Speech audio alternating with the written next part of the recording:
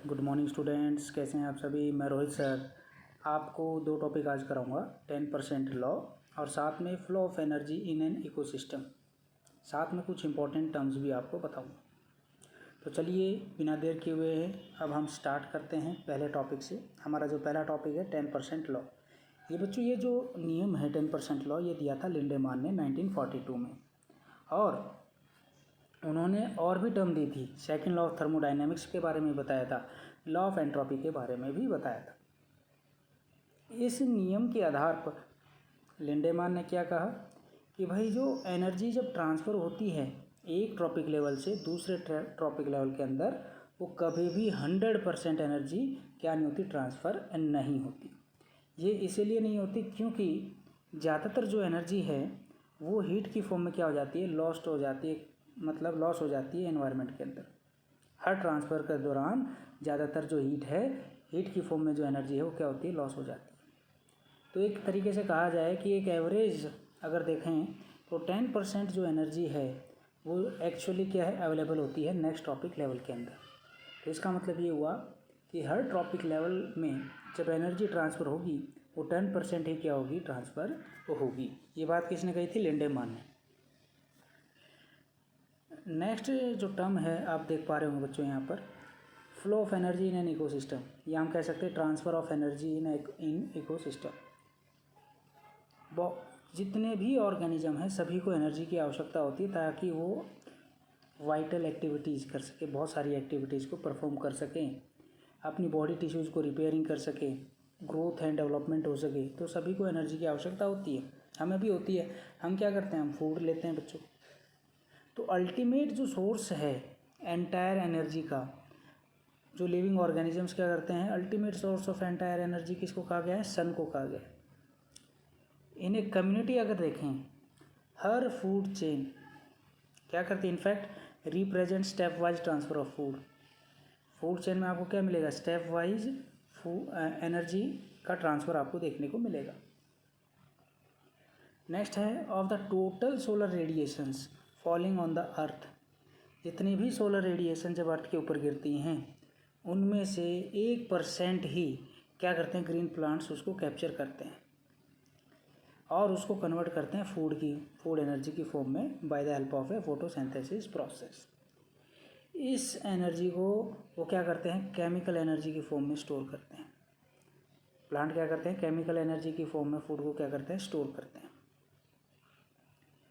Next है हमारे पास यहीं पे ही हम बता सकते हैं, जब ग्रीन प्लांट्स को हर्बीवोर्स खाते हैं, जिनको हम क्या कहते हैं, प्राइमरी कंज्यूमर कहते हैं, तो a great of energy is lost as a heat to the environment in accordance with the second law of thermodynamics. मतलब सेकंड लॉ ऑफ थर्मोडायनेमिक्स के नियम के आधार पर जो एनर्जी है वो ज़्यादातर हीट एनर्जी की फॉर्म में क्या हो जाती है, लॉस हो जाती है। ऑन एन एवरेज, अगर एक एवरेज लेकर चलें तो 10% जो एनर्जी है, फूड एनर्जी है, वो किस फॉर्म में, वो किसके अंदर जाती है, is turn into the body of herbivore. तो इसका मतलब ये हुआ कि 10% एनर्जी प्लांट से किसके अंदर गई, हर्बीवोर के अंदर गई। वहीं सेम वे 10% जो 10% ऑफ टोटल एनर्जी क्या है यहाँ पर अवेलेबल होगी to the herbivore is made available for the next level of consumers.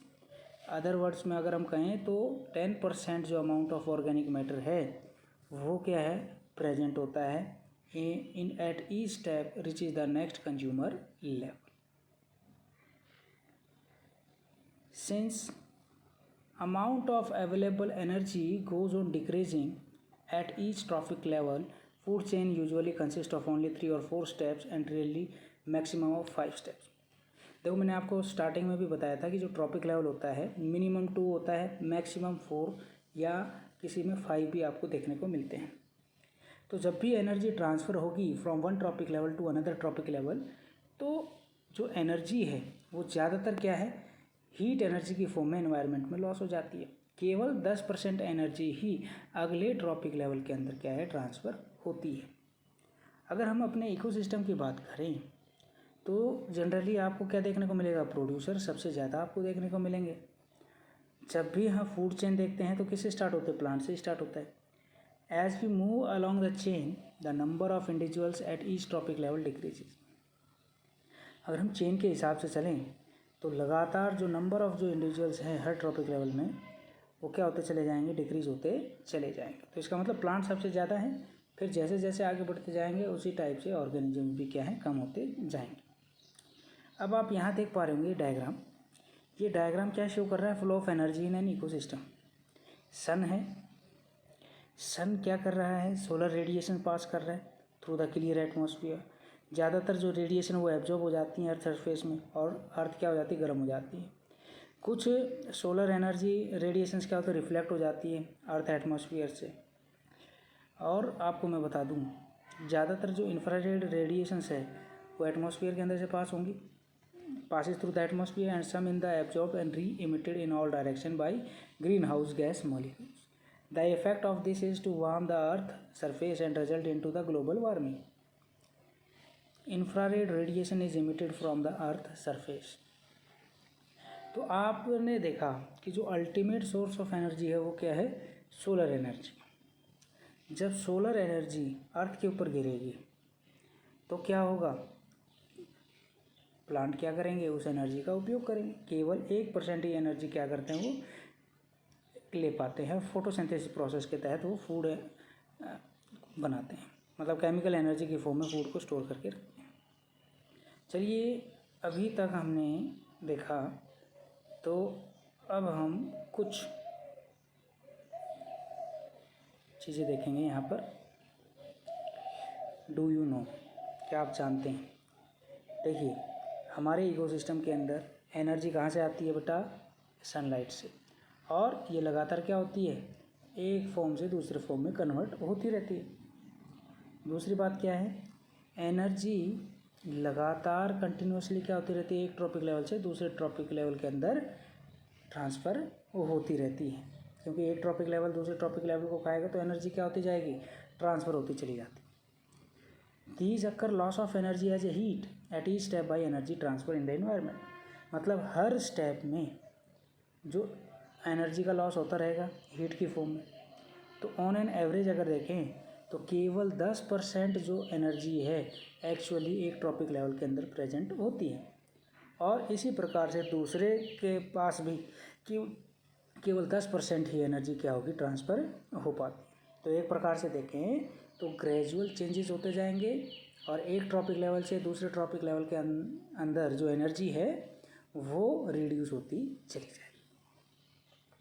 तो जो the phenomena that involves progressive increase in concentration of harmful non biodegradable chemicals at different trophic levels in a food chain is called a biomagnification.